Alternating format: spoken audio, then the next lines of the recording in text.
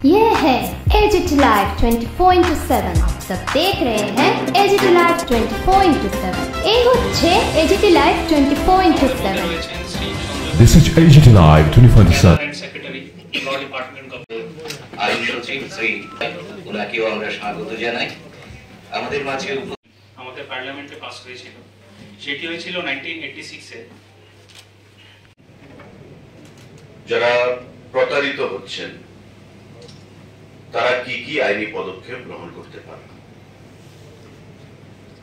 মঞ্চে যারা উপস্থিত আছেন, মাননীয় ল সেক্রেটারি গভর্নমেন্ট অফ ত্রিপুরা,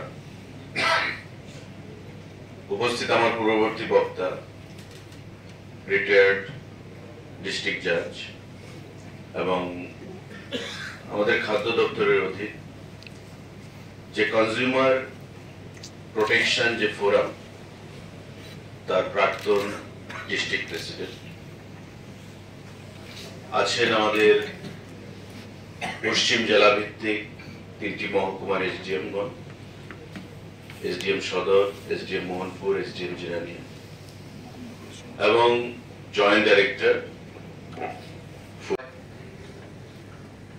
আজকে আপনারা এখানে এসেছেন, আমরা সবাই এসেছি, আইনি বিশেষজ্ঞরা কথা বলেছে, আপনারা শুনেছেন। আমরা আবার যখন বেরিয়ে যাব, আমরা অনেকে হয়তো মনে রাখবো, অনেকে মনে রাখবো না।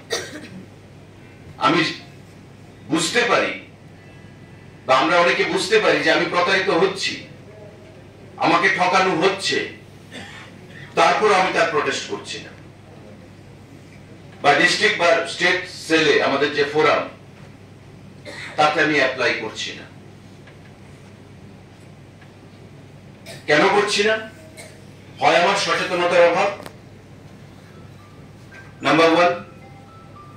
নাম্বার 2, হয় আমি মনে করছি যে ওর ব্যবসায়ীর সঙ্গে শত্রুতা করে কি লাভ, আমি সেফ থাকি, 5 টাকা বেশি দিলাম, 10 টাকা বেশি দিলাম, তাতে কিছু আসে যায় না। আমি যখন এটা ভাবি যে 5 টাকা বেশি দিলাম, 10 টাকা কত ভাবেই আমি খরচ করে ফেলি, money is not important here. 5 টাকা 10 টাকা এখানে ইম্পর্টেন্ট না। ইম্পর্টেন্ট কি? ইম্পর্টেন্ট হচ্ছে আমি প্রতারিত হচ্ছি, and the same practice is being followed by the practitioner repeatedly. সে বারবার কিন্তু সেটা করছে, আমার সঙ্গে করছে, আপনার সঙ্গে করছে, প্রত্যেকের সঙ্গে করছে।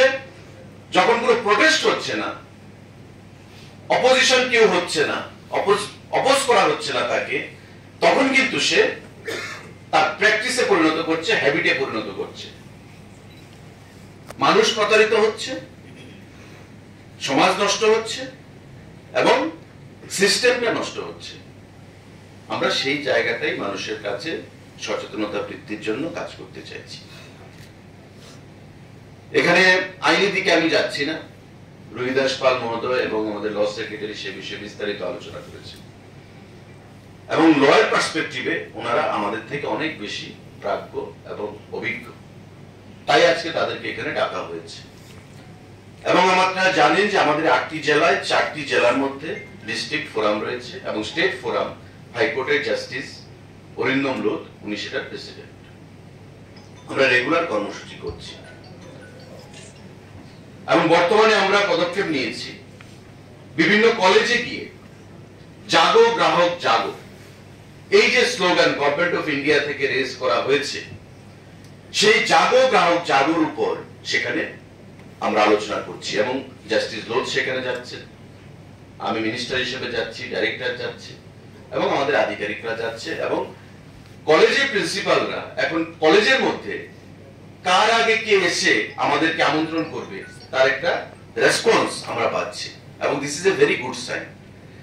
আমি যখন খোয়াই কলেজে গেলাম, আমি গিয়ে দেখলাম যে ছাত্র ছাত্রীরা প্রায় 250-300 ছাত্র ছাত্রী, প্রিন্সিপাল আছেন, আমাদের ল ইউনিভার্সিটির অ্যাসিস্ট্যান্ট রেজিস্ট্রার গেছেন, আমাদের ডাইরেক্টর গেছেন, আমি গেছি, আলোচনা চলছে। আজকে যেমন আইনের বিষয়গুলো আলোচনা হলো, সেখানে আলোচনা হলো, কিন্তু ছাত্রছাত্রীদের মধ্যে একটা অ্যাটেনশন যে দেওয়া, সেটা আমি দেখলাম। আমি যখন বক্তব্য রাখলাম, আমি শুরু করলাম, আমি কি জিজ্ঞাসা করলাম, যাচ্ছে ছাত্রছাত্রীরা এখানে যারা আছেন, তোমরা বলো তো হু ইজ ঐশ্বরিয়া রয়?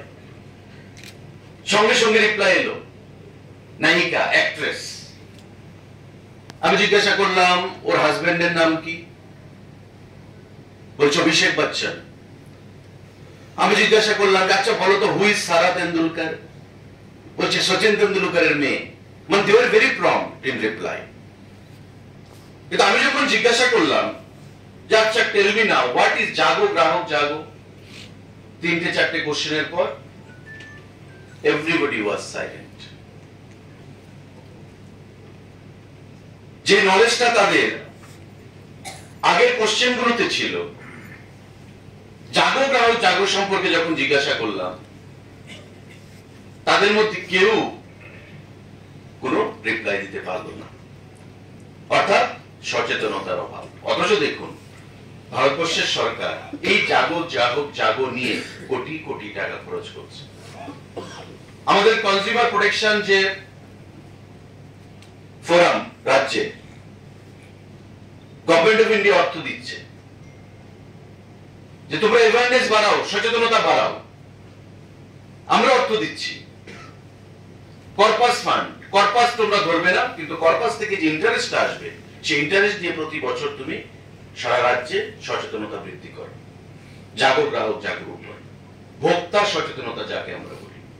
এখন ভোক্তা সচেতনতা রবিদাস পালের বক্তব্য আমি শুনছিলাম, উনি বিস্তারিত বলেছেন, ল সেক্রেটারি বিস্তারিত বলে গেছেন যে আমরা কি কি ভাবে করতে পারি। আমরা ডিস্ট্রিক্ট ফোরামে যেতে পারি, আমরা স্টেট ফোরামে যেতে পারি, স্টেট ফোরামে যদি আমি স্যাটিসফাইড না হই আমি ন্যাশনাল ফোরামে যেতে পারি, এবং ন্যাশনাল ফোরামে যদি আমি স্যাটিসফাইড না হই আমি সুপ্রিম কোর্টে যেতে পারি।